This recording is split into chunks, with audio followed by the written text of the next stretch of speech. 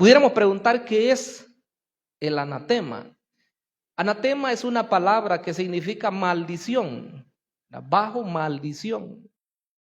Pero en lenguaje bíblico, esta expresión anatema significa que algo ha sido destinado al juicio de parte de Dios. Algo que está bajo condena o bajo maldición.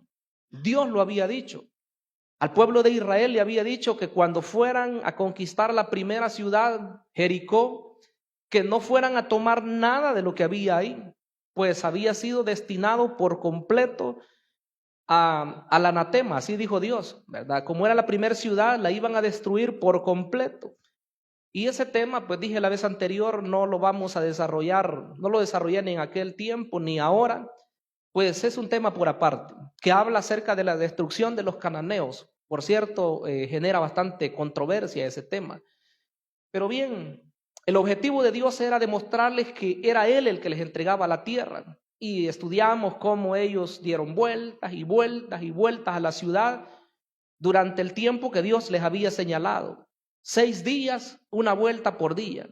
Y al séptimo solamente 7 vueltas, y a la séptima tenían que gritar fuerte todos, y los muros les dijo van a caer. Y efectivamente así ocurrió. Entonces la advertencia era que todo iba a ser destruido. Cuando los muros cayeran y ellos entraran a la ciudad, iban a comenzar a destruir todo lo que encontraran. Solamente habían algunas cosas que iban a ser tomadas para el tesoro de Dios. Era el oro, la plata, las piedras preciosas, hierro, cobre. Todo ello tenían que tomarlo para la casa de Dios. Pero esa advertencia, al parecer, no fue atendida por todos. El grueso del pueblo hicieron caso, pero hubo una persona que no obedeció. Y siempre que tomamos estos pasajes, yo creo que la advertencia es para la iglesia del Señor, porque todos queremos agradar a Dios. Si yo preguntara a la iglesia cuántos queremos agradar a Dios, yo creo que todos contestamos con un amén. Pero la verdad es que hay descuidos, ¿verdad? Hay descuidos. Y en esos descuidos no es que solamente el miembro común puede cometer un descuido, sino los líderes pudiéramos entrar a un momento de no agradar a Dios, un momento de estar fuera de la voluntad de Dios. Y eso es lo que el Señor no quiere. En este caso, vemos como un hombre llamado Acán, de la tribu de Judá, dice que tomó parte del anatema, tomó parte de aquello que vio allá. Y ya vamos a ver un versículo que marca la forma, cómo fue atraído él por aquello que vio. Es todo un proceso. El pecado no es de repente, ¿verdad? Sino que el pecado va así, ¿verdad? Avanzando y avanzando y avanzando hasta que la persona se ve enfrascada en la situación. Entonces, toma, y de ahí viene la desgracia para Israel. ¡Qué terrible! El primer versículo dice, pero los hijos de Israel cometieron una prevaricación, o sea, cometieron pecado en cuanto al anatema, porque Acán, hijo de Carmi, hijo de Sabdi, hijo de Sera, de la tribu de Judá, tomó del anatema. Y aquí está la consecuencia. Y la ira de Jehová se encendió contra los hijos de Israel. Usted podrá decir, al igual que lo he pensado yo, pero ¿cómo es que una persona fue la que cometió el pecado? Una persona fue la que desobedeció a Dios y las consecuencias las sufrió todo el pueblo de Israel. ¿Y por qué? ¿Por qué tendríamos que pagar todos? Y siempre lo hemos dicho, que el pecado no solamente afecta a una persona. El pecado siempre afecta a la familia. El pecado siempre afecta a un pueblo, en este caso a la iglesia del Señor. Y por eso es el cuidado que debemos tener todos y cada uno de los que conformamos la iglesia del Señor. Porque el enemigo pudiera juzgarnos una mala pasada. El enemigo pudiera desviarnos del propósito de la voluntad de Dios. ¿Cómo venía Israel? Ellos quizás tenían temor. Quizás dijeron ellos, nunca vamos a poder poseer esta tierra que Dios nos ha dado. Sin embargo, cuando Dios les da las estrategias, las obedecieron al pie de la letra Y vemos cómo la primera ciudad es conquistada, por cierto, una ciudad inconquistable, como decíamos, humanamente hablando. Pero resultó que ellos vieron el milagro de Dios. Como la iglesia del Señor, yo no dudo que hemos visto los milagros de Dios. Hemos visto sanidades, hemos visto provisiones, hemos visto liberaciones, hemos visto repartimientos del Espíritu Santo y un mover, hermanos, tremendo, que nosotros damos honras y glorias al Dios Todopoderoso por todo lo que Él hace en medio nuestro. Él merece nuestra alabanza y exaltación por lo que está haciendo. Ahora, ante todo ese mover de Dios, ante todo lo que Dios hace en nuestra vida y a manera general con la iglesia, nosotros debemos también ser, ¿cómo les puedo decir?, agradecidos y también conscientes de que Dios demanda de nosotros también algo. No solamente, todo está bien bonito, ¿verdad? Y que mover del Espíritu y que bendiciones las que recibo y todo eso. Y como que es automático toda la cosa, ¿verdad? Y todo va ocurriendo y comenzó el año 2024 e íbamos bien y el año entonces así tiene que terminar. Si nos descuidamos, puede ser lo contrario. Pero el Señor quiere, yo siempre voy a decir esto, que el Señor quiere que su pueblo viva en victoria. Porque esa es la voluntad de Dios. Claro, vienen las consecuencias cuando nos descuidamos. Y este hombre cometió el pecado, cometió la prevaricación. La primera parte que yo quiero que veamos en el mensaje de hoy es que el pecado trae derrota y destrucción. Ese anatema del cual ellos no tenían que tomar, lo que estaba bajo el juicio de maldición de Dios, era pecado el poder siquiera verlo y codiciarlo, mucho menos tomarlo. Entonces Dios lo había dicho, pero las consecuencias no se dejaron esperar. Número uno, la primera consecuencia es, decíamos que trae derrota y destrucción, pero como número uno en esas consecuencias, la ira de Dios se desata contra su pueblo por el pecado. Dice la parte última de ese versículo 1, y la ira de Jehová, ¿qué pasó? Se encendió contra los hijos de Israel. Pregunto a la iglesia, ¿queremos nosotros estar bajo el juicio de Dios? Ni locos, ¿verdad?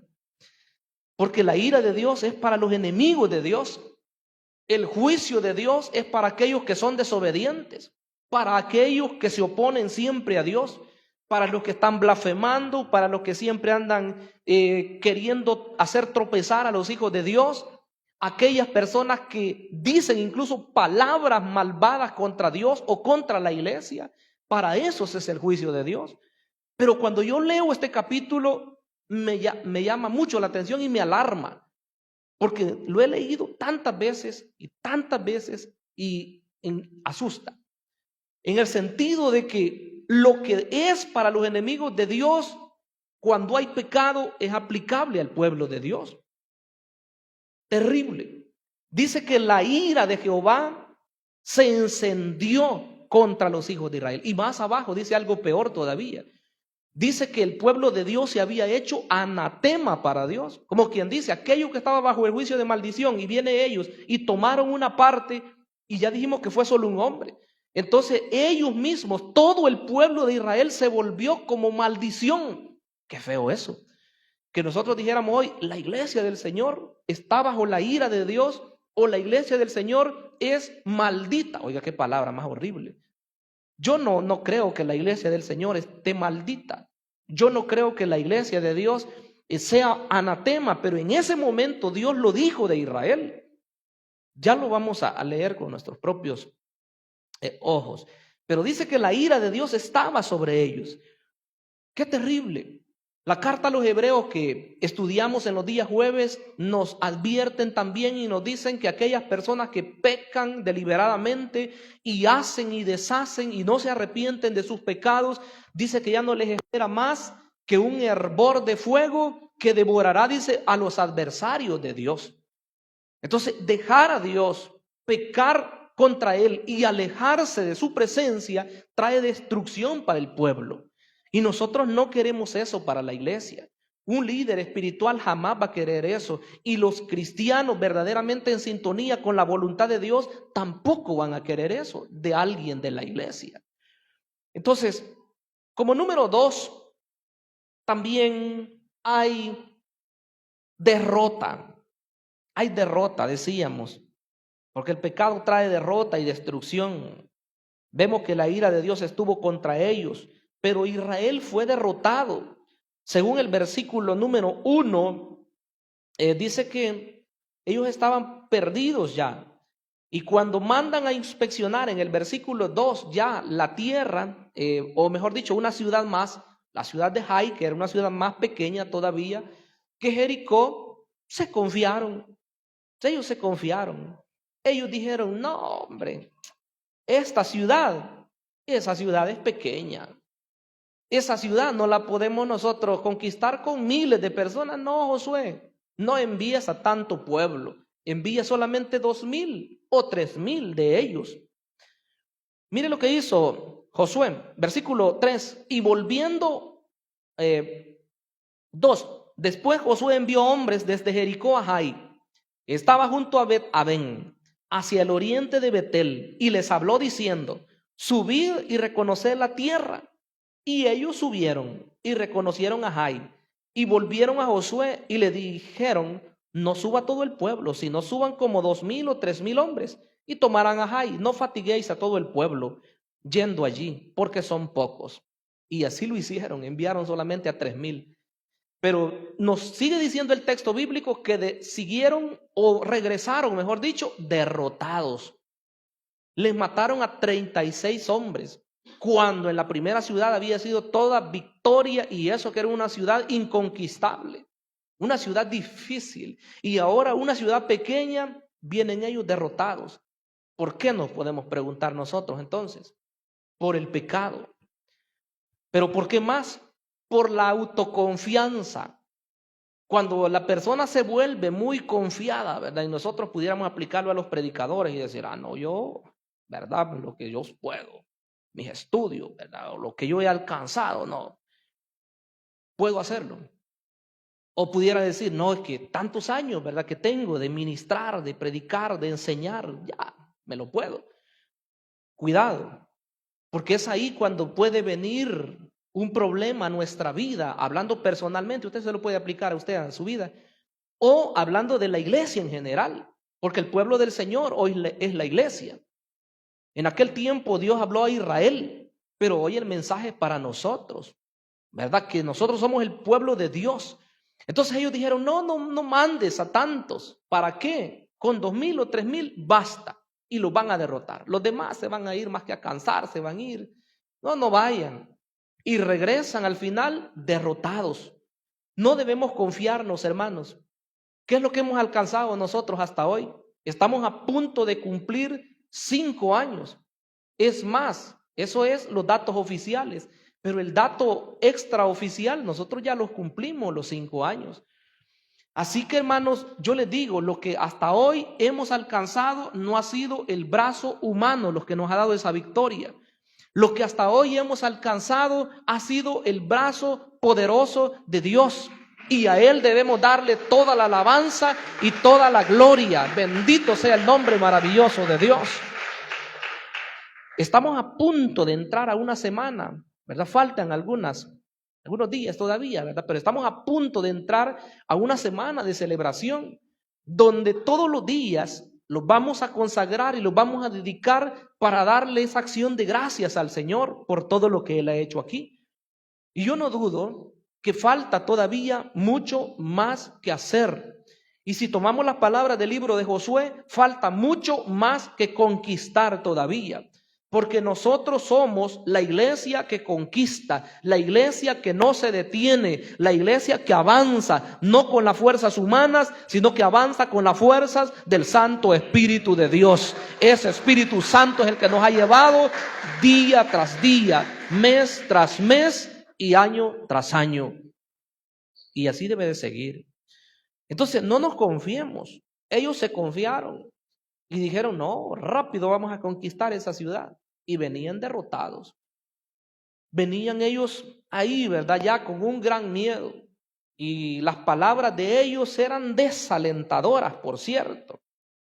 Porque dice el versículo número 5, y los de Jai mataron de ellos a unos 36 hombres. y los siguieron desde la puerta hasta Sebarim y los derrotaron en la bajada, por lo cual el corazón del pueblo desfalleció y vino a ser como agua. ¿Ya ha intentado usted agarrar agua así con su mano y detenerla? Se escurre, ¿verdad? Se nos va entre los dedos. Si no es en un recipiente sólido, esa agua se derrama, ¿verdad? En nuestros dedos. Cuando venimos a ver ya no hay. Entonces su corazón estaba como agua, dice. Estaban ellos, prácticamente dijeron, ya no podemos. Y las palabras de Josué, por cierto, son significativas. Por eso es que quiero agregar yo como número 3, que Josué también fue confundido. Porque parte de la destrucción, parte de lo que es la derrota, viene a alcanzar a todas las personas. Y los líderes, que son las personas que son de fe, ¿verdad? Y que siempre están diciendo, vamos hacia adelante y hasta la meta con Jesús, y que pongamos los ojos en Él, y que vamos a ganar esta colonia, y que vamos a evangelizar no sé cuántos. En el momento de la aflicción, ahí hay palabras negativas también. Y el Señor no quiere esas palabras en nosotros. Josué se puso un poco negativo y dice que Josué hizo algo. Mire lo que dijo Josué. Según el versículo 6, llamando pues Josué, hijo de Nun, a los sacerdotes, perdón, estoy leyendo el 6, 7:6. Dice, entonces Josué rompió sus vestidos. Qué terrible. Y se postró en tierra sobre su rostro delante del arca de Jehová hasta caer la tarde, o sea, todo el día. Él y los ancianos de Israel, y echaron polvo sobre sus cabezas. Lo que hemos dicho muchas veces. Expresiones características de dolor, de arrepentimiento. Josué estaba ahí tirado, como dice mi esposa en algunas veces, tirado de rodillas, ¿verdad? Ahí estaba Josué y los ancianos, dice, de Israel. Lo que ellos no sabían es lo que había pasado. Porque ellos solamente le estaban reclamando a Dios y hasta le dicen, ¿y qué van a decir las demás personas? Y cuando digan que Israel fue derrotado y que le dio la espalda a sus enemigos, o sea que huyó de ellos, ¿qué van a decir las personas? Y tu nombre, ¿cómo va a quedar? Le decían ellos, le dijo Josué. ¿Cómo va a quedar tu nombre, Dios? La oración de Josué podemos decir que era sincera. Él no estaba mintiendo. Él se preocupaba de verdad por el pueblo de Israel y se preocupaba también por la reputación de Dios. Porque una persona, hermano, que esté en la sintonía con Dios va a temer desagradarle a Él. Y va a temer que la iglesia se vuelva una iglesia mundana y pagana. Josué estaba en esa sintonía, pero Dios le va a declarar y le va a decir, hay pecado. Y ahí está lo terrible. Porque Josué no sabía nada. Él estaba confundido. Él estaba ahí en ese momento. Los cananeos, dice el versículo 9, y todos los moradores de la tierra oirán y nos rodearán y borrarán nuestro nombre de sobre la tierra. Y entonces, ¿qué harás tú a tu grande nombre? Esa era la preocupación de él. ¿Qué vas a hacer? Pero aquí viene la declaración de Dios. La declaración de Dios.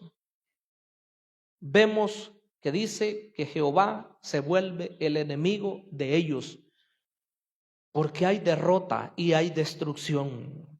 Según el versículo número 10, 7:10, mire lo que dice. Y Jehová dijo a Josué, levántate, ¿por qué te postras sobre tu rostro? Como quien dice, no es el momento. ¿Por qué estás así? ¿Por qué me estás culpando a mí? Pudo decir Dios. Si el que ha pecado es el pueblo. Israel ha pecado. Y aquí le dice todo. Y han quebrantado mi pacto que yo les mandé. Y también han tomado del anatema y hasta han hurtado. Han mentido y aún han guardado entre sus enseres. Se refería a una persona. Obviamente, ¿verdad? Pero ya dije que el pecado trae todas sus consecuencias. Acán fue el hombre que había cometido esto. Acán es el que tenía que pagar. Pero mientras tanto, las consecuencias fueron para todo el pueblo. Fueron muertos 36 personas, ya lo dije. 36 hombres valientes, hombres de guerra, tuvieron que morir por lo que hizo Acán. Ahora Dios le dice, ahí hay pecado. Y lo que vamos a ver es lo que hay que hacer. Pero en esta parte todavía primera de las consecuencias de que trae derrota y destrucción, vemos que fue muerto Acán, su familia y todo lo que él tenía.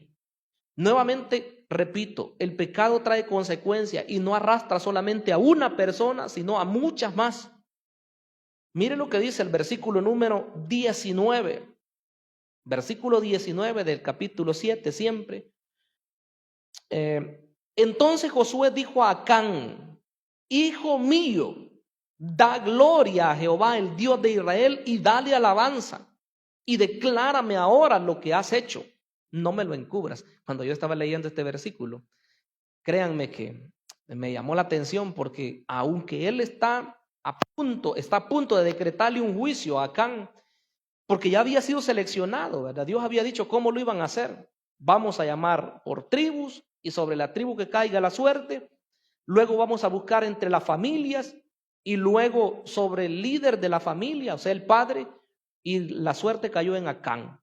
Lo llamaron ahí, ¿verdad? Él con su esposa, con sus hijos y con todas las cosas que él tenía. Y ya vamos a ver qué fue lo que pasó. Entonces me llama la atención cómo le dice Josué en el versículo 19. Entonces Josué dijo a Acán: hijo mío. Mire, aún ahí hay que aprender lecciones, ¿verdad? Porque no somos personas, hermanos, nosotros que yo, ¿verdad?, le decreto el juicio a la persona. No, mire lo que le dijo Josué. Entonces Josué le dijo: hijo mío, da gloria a Jehová, el Dios de Israel, y dale alabanza, y declárame ahora lo que has hecho, no me lo encubras. O sea que Josué no le llegó así: pecador, ¿verdad? Vos sos, ¿verdad? No, y él sabía que lo había hecho porque Dios ya lo había declarado. Entonces él le llega y le dice: dale gloria a Dios, hijo mío, dale gloria a Dios, al Dios de Israel, dale alabanza, y además de eso, declárame qué es lo que has hecho. Y aquí se destapa la olla, como dicen. 20. Y Acán respondió a Josué diciendo: verdaderamente yo he pecado contra Jehová, el Dios de Israel, y así he hecho. Qué bueno cuando una persona, bueno, no bueno que ha pecado, pero oiga, qué bueno cuando una persona reconoce su error, cuando una persona reconoce de verdad que ha cometido una falta delante de Dios. Porque la Biblia dice, en el libro de los Proverbios, dice que el que encubre sus pecados no prosperará, pero el que confiesa sus pecados, ¿y qué más dice? Y se aparta, ese dice que alcanzará la misericordia de Dios. En este caso, por supuesto que ya el pecado se había consumado y era el tiempo de la ley y la sentencia se la iban a aplicar. No hubo perdón. Pero oiga lo que dice. Viene Acán y le dice en el versículo 21: pues vi entre los despojos un manto babilónico muy bueno, oiga las características, y 200 siclos de plata, y un lingote de oro de peso de 50 siclos, lo cual codicié y tomé, y he aquí que los he escondido bajo tierra en medio de mi tienda, y el dinero debajo de ello. Si ponemos cuidado a este versículo 21, lo primero que dice es: vi entre los despojos, y ahí dice todo lo que vio. Pero en ese mismo versículo dice: y lo cual codicié, a la mitad del versículo, lo cual codicié, y después dice: y tomé. O sea que codició y tomó. ¿Cómo lo resumimos? Vio, codició y tomó. Y después se los llevó y los escondió en su tienda y dijo: aquí nadie me los va a encontrar. Pero como hermanos, lo que nosotros hacemos, eso es delante de las personas y nos escondemos, pero lo que es hecho por el creyente está descubierto, dice la Biblia, a los ojos de Dios. Nosotros mismos no nos podemos esconder, ni lo que nosotros hacemos lo podemos ocultar de Dios. Entonces Él va a declarar la condición de cada persona y Él la conoce, por supuesto. Qué terrible. En el en el versículo 24, mire lo que dice. Entonces Josué y todo Israel con él tomaron a Acán, hijo de Zera, el dinero, el manto, el lingote de oro, sus hijos, sus hijas, sus bueyes, sus asnos, sus ovejas, su tienda y todo cuanto tenía, y lo llevaron todo al valle de Acor. Y le dijo Josué: ¿por qué nos has turbado? Túrbete Jehová en este día. Y todos los israelitas los apedrearon y los quemaron después de apedrearlos. Qué muerte más terrible. Más atrás dice que el Señor les había dicho: los van a quemar. Pero resulta que ellos los apedrearon y los quemaron. Eran formas características de muerte en el antiguo tiempo, según la ley. Fue triste el final. Pero yo quiero que vean ahí que dice que fue muerto él, fue muerto todo lo que él tenía, sus hijos, sus hijas, sus bueyes, sus enseres y todo lo que él tenía, su tienda, o sea, su casa, pues, todo prácticamente. Eran tiempos terribles. ¿Qué pudiéramos decir nosotros hoy? Si decimos en esta primera parte que el pecado trae derrota y trae consecuencias, lo primero que nosotros podemos hacer es tratar de obedecer las instrucciones que el Señor nos da. Tratar de no caer, ¿verdad?, en esa situación de pecado, de prevaricación, como dice al principio, o de tomar de algo que Dios haya dicho: esto está destinado a la destrucción, al anatema. Debemos ser cuidadosos como iglesia del Señor si de verdad nosotros queremos avanzar, si de verdad nosotros queremos ser esa iglesia que conquista, porque se presentan obstáculos y los obstáculos muchas veces los presentamos nosotros mismos, ¿verdad? Detenemos el avance de la obra del Señor. Pero en segundo lugar, quiero que veamos qué hacer entonces, qué hacer para restaurar la comunión. Voy a repetir de nuevo lo que dije, que en ese caso la sentencia se dio y la persona tuvo que ser muerta con todo lo que tenía. Eran tiempos de la ley. Pero vea qué es lo que Dios le dice, incluso acá. Según el versículo 13, versículo 13, 7:13, le dice a Josué: levántate, santifica al pueblo y di: santificaos para mañana, porque Jehová, el Dios de Israel, dice: anatema hay en medio de ti, Israel, no podrás hacer frente a tus enemigos hasta que hayáis quitado el anatema de en medio de vosotros. Dos cosas quiero enfatizar ahí. Uno, que le dice: santifica al pueblo, santifícate. Todos debemos santificarnos. Según el contexto general en el Nuevo Testamento, nos habla a nosotros de manera particular, y vamos a ver unos dos pasajes por lo menos. Primera a los Tesalonicenses 4:3, que es uno de los pasajes que me impactan bastante porque hablan de cuál es la voluntad de Dios para su iglesia. A Josué le dice: santifica al pueblo, prepáralos.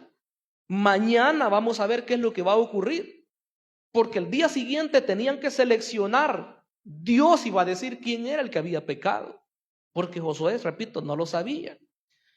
Entonces dice 1 Tesalonicenses 4:3, pues la voluntad de Dios es vuestra santificación, que os apartéis de fornicación, que cada uno de vosotros sepa tener su propia esposa en santidad y honor, no en pasión de concupiscencia como los gentiles que no conocen a Dios, que ninguno agravie ni engañe en nada a su hermano, porque el Señor es vengador de todo esto, como ya os lo hemos dicho y testificado. Mire lo que dice. Y la descripción sigue. Pues no nos ha llamado Dios a inmundicia, sino a santificación. Entonces, apartarse de todas aquellas cuestiones que fueran pecado o que fueran contrarias a la voluntad de Dios, todo es el deber de la iglesia.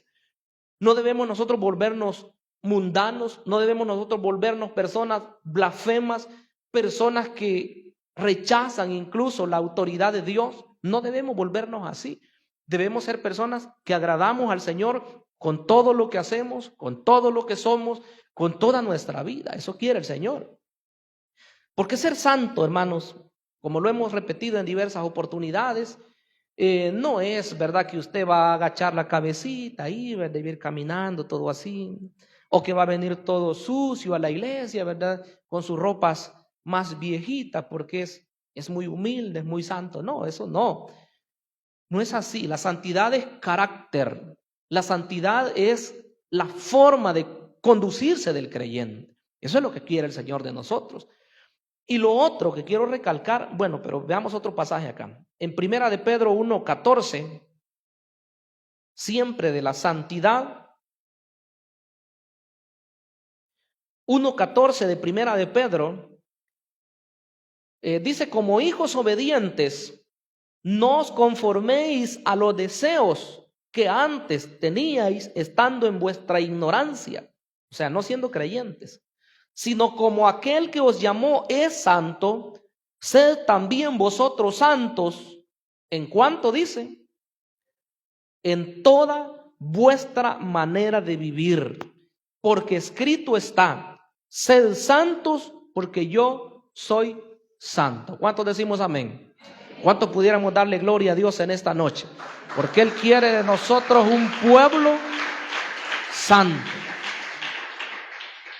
Yo creo que con mejores palabras su servidor no lo pudiera decir. Ahí dice, sed santos en toda vuestra manera de vivir, en todo lo que nosotros hagamos y en todo lo que nosotros somos. Así es. Pero otra cosa que quiero recalcar acá, en lo que se debe de hacer para poder restaurar la comunión con el Señor, si volvemos al pasaje del capítulo 7 de Josué, no solamente le dice santifica al pueblo, sino que la parte segunda del versículo 13 le dice quita de en medio de ti el anatema. Leámoslo todo de nuevo. Levántate y santifica al pueblo y di, santificaos para mañana, porque Jehová el Dios de Israel dice así, anatema hay en medio de ti, Israel. Y oiga, esto me preocupa. No podrás hacer frente a tus enemigos hasta que hayáis quitado el anatema de en medio de vosotros. Lo dijimos en la parte primera, ¿verdad? Una sola persona fue la que cometió eso, pero las consecuencias las sufrió todo el pueblo. 36 hombres murieron, Josué estuvo desanimado de cierto modo, confundido hasta cierto punto.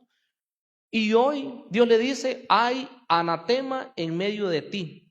No van ustedes a poder hacerle frente a sus enemigos hasta que eso sea quitado. Claro, ya dije, ¿verdad? En ese tiempo fue muerte para todos ellos. Hoy, ¿qué pudiéramos hacer nosotros? Darle muerte a una persona. No, ¿verdad? No es así. Hoy lo que vamos a hacer es tratar de que esa condición de pecado sea desechada. Cualquier pecado que sea. Eso es lo que el Señor demanda.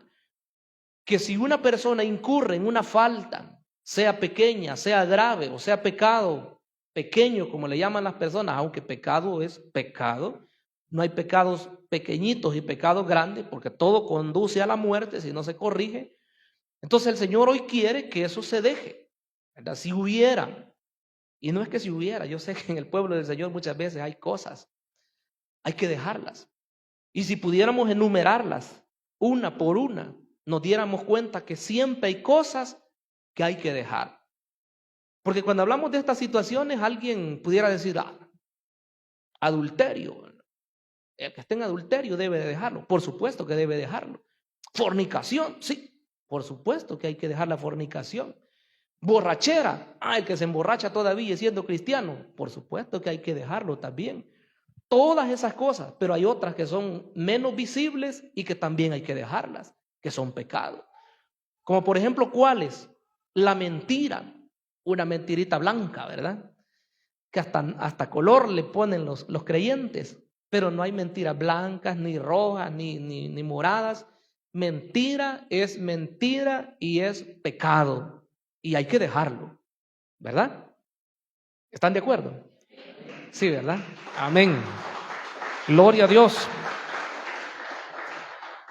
Todo lo que nos empañe a nosotros nuestra vida y lo que pudiera traer estorbo, ¿verdad? Para avanzar en la obra del Señor, todo eso hay que dejarlo.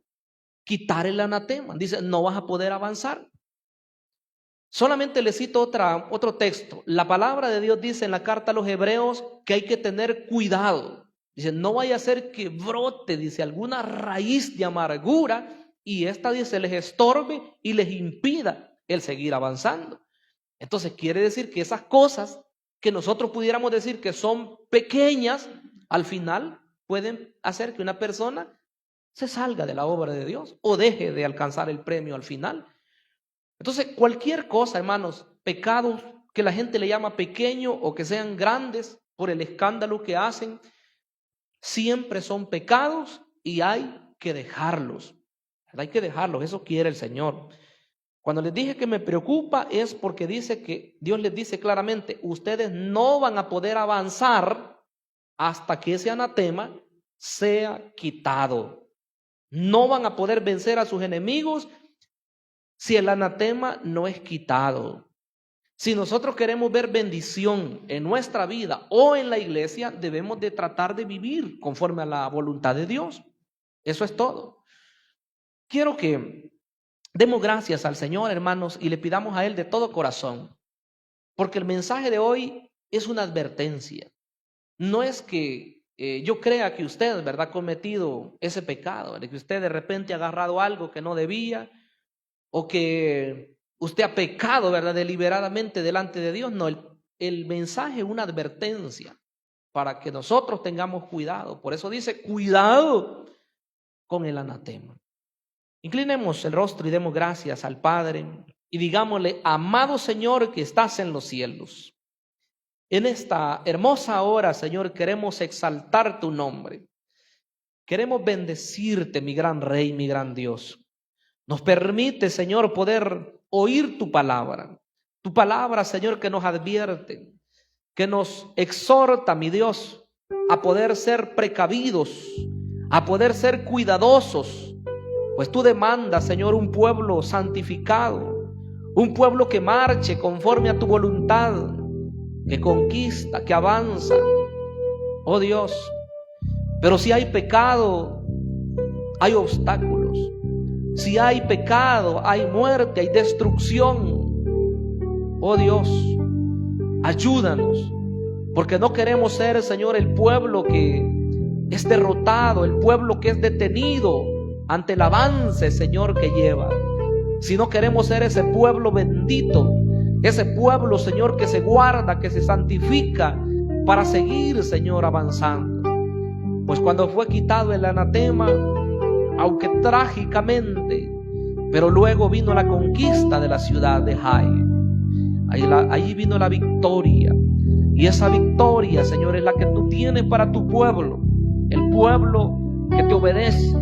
El pueblo, Señor, que se guarda. No permitas, mi amado Dios, que nos volvamos, Señor, desobedientes, que nos volvamos tus enemigos, como dice tu palabra en el día de hoy. Guárdanos, Señor, pues tu palabra dice que tus enemigos perecerán en el fuego de la destrucción. No, Dios mío, nosotros queremos ser un pueblo, Señor, que hereda las promesas, el pueblo que alcanza la bendición. Mi Dios, mi Señor, oro por tu iglesia, pues sé que todos batallamos, todos luchamos queriendo agradarte, Señor. Recibe nuestra alabanza, nuestra mejor adoración, y queremos, Señor, ser gratos delante de ti. Lo pedimos en el nombre de Jesucristo. Amén y amén. ¿Cuántos damos gloria a Dios? Gloria al Señor. Amén.